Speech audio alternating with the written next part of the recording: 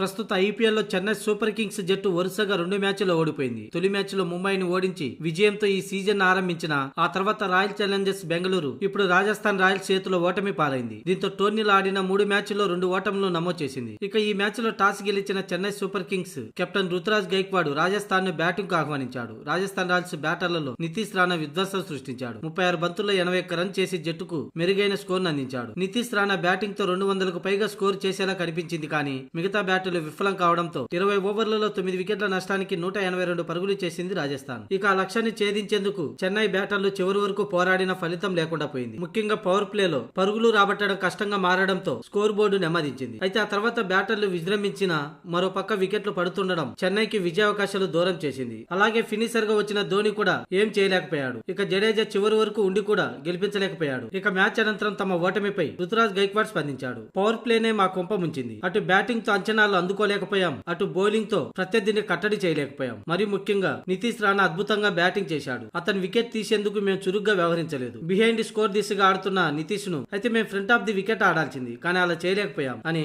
రుతురాజ్ గైక్వాడ్ పేర్కొన్నాడు. అలాగే ఫీల్డింగ్ తప్పిదాలతో మరో 10 పరుగులు ఎక్కువ ఇచ్చాం. మామూలుగా అయితే ఇది మంచి బ్యాటింగ్ వికెట్. 210 పరుగుల స్కోర్ దిశగా సాగుతున్న రాజస్థాన్ ను 180 పరుగులకే కట్టడి చేయడం సంతోషాన్ని ఇచ్చింది. కానీ తర్వాత మా బ్యాటర్ల వైఫల్యం ఓటమికి ప్రధాన కారణమైంది. గతంలో అజింక్య రహానే, అంబటి రాయుడు సిఎస్కే కు మిడిల్ ఓవర్లలో బాధ్యత తీసుకుని ఆడేవారు. వారు లేకపోవడంతో నేను ఫస్ట్ డౌన్ లో బ్యాటింగ్ కు రావడమే అత్యుత్తమమని భావించి త్రిపాఠిని ఓపెనర్ గా పంపించాం. నేను 3వ స్థానంలో బ్యాటింగ్ కు రావాలని ఈ సీజన్ కు ముందే నిర్ణయించారు. అయితే ఫస్ట్ డౌన్ లో ఆడేందుకు నాకు ఎలాంటి ఇబ్బంది లేదు. కానీ దురదృష్టవశాత్తు మాకు సరైన ఆరంభాలు దక్కడం లేదు. సరైన ప్రారంభాలు ఉంటే పరిస్థితి మరోలా ఉండేదని రుతురాజ్ గైక్వాడ్ అన్నాడు.